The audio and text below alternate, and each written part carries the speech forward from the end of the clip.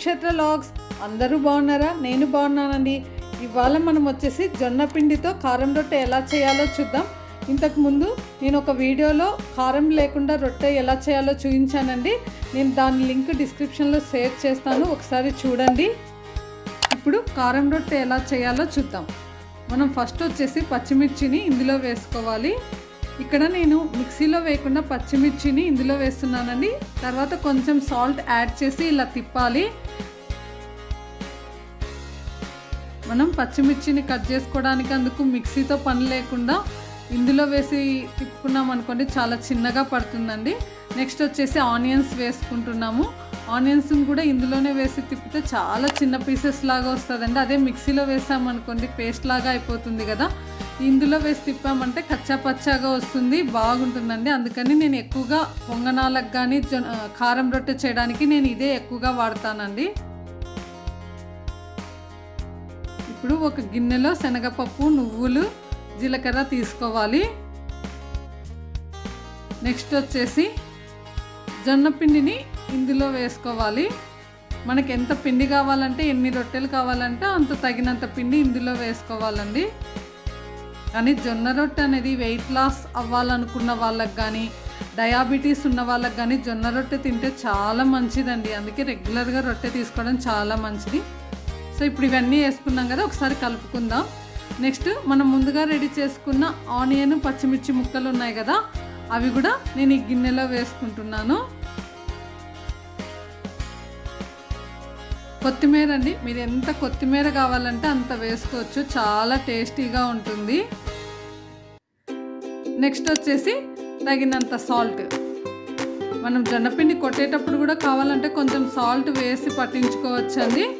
నేను ఇప్పుడు తగినంత సాల్ట్ వేసుకున్నాను కదా, అన్నీ ఒకసారి ఇలా కలుపుకోవాలి. నెక్స్ట్ వచ్చేసి ఇలా కొంచెం కొంచెం వాటర్ యాడ్ చేస్తూ పిండిని కలుపుకోవాలండి. ఎందుకంటే వాటర్ అనేది ఒక్కసారిగా పోసేసామనుకోండి అది లిక్విడ్ లాగా అయిపోయే ఛాన్స్ ఉంది కదా. సో కొంచెం కొంచెం వాటర్ వేసి ఇలా పిండిని కలుపుకోవాలండి. ఈ పిండి కన్సిస్టెన్సీ అనేది కూడా చూసుకొని, మరీ లిక్విడ్గా అయితే రొట్టె అనేది మనం తట్టలేమండి. అందుకని ఇలా పిండిని ఇలా కలుపుకోవాలి. సో ఇప్పుడు మనకు పిండి రెడీ అయిపోయిందండి. జొన్న పిండిని ఇప్పుడు ఇలా కలుపుకున్నాం కదా, అందులో నుంచి మనకు కావాల్సిన సైజులో మనం ఇలా ముద్దగా చేసుకోవాలండి. పెద్ద రొట్టె కావాలనుకున్న వాళ్ళు పెద్ద ముద్దగా చేసుకోవచ్చు, చిన్నది కావాలనుకున్న వాళ్ళు చిన్న సైజు చేసుకోవచ్చు. ఇప్పుడు ఇలా చేసుకున్నాం కదా, క్లాత్ను మనం వాటర్లో తడిపి ఇలా పెట్టుకోవాలండి. ఇలా తడిపి పెట్టుకున్న క్లాత్ని ఇలా పట్టి దానిపైన మనం ఈ రొట్టెని ఇలా తట్టుకోవాలన్నమాట. ఈ జొన్న రొట్టె అనేది స్టార్టింగ్లో తట్టడం రాకపోయినా చేస్తూ ఉంటే నీట్గా వస్తుందండి. మనం ఎడ్జెస్ట్ను కూడా నీట్గా ఇలా రొట్టెను తట్టుకోవాలి. ఇక్కడ ఇంగ్రీడియంట్స్ అన్నీ వేసిన తర్వాత వాటర్ వేసి కలుపుకున్నాం కదండి, దాని ప్లేస్లో సొరకాయ తురుము వేసి కలుపుకుంటే కూడా చాలా బాగుంటుంది, హెల్త్కి కూడా చాలా మంచిదండి. నెక్స్ట్ వచ్చేసి పెనం మీద రొట్టెను ఇలా వేసుకోవాలండి. క్లాత్తో సహా పెనం మీద వేయాలి. క్లాత్ని ఇలా చిన్నగా తీయాలండి. ఒకవైపు బాగా కాలే వరకు పెనం మీద అలానే ఉంచేయాలి. ఒకవైపు కాలిన తర్వాత నెక్స్ట్ ఇలా ఇంకొక వైపు తిప్పుకోవాలి. ఇష్టమున్న వాళ్ళు కావాలంటే ఆయిల్ వేసుకోవచ్చు, లేదా ఆయిల్ వేసుకోకుండా బాగానే ఉంటుందండి.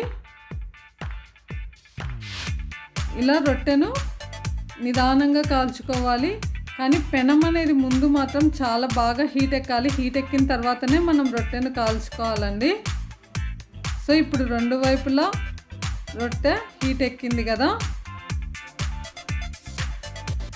సో ఇప్పుడు దీన్ని ఒక ప్లేట్లోకి తీసుకుందాం.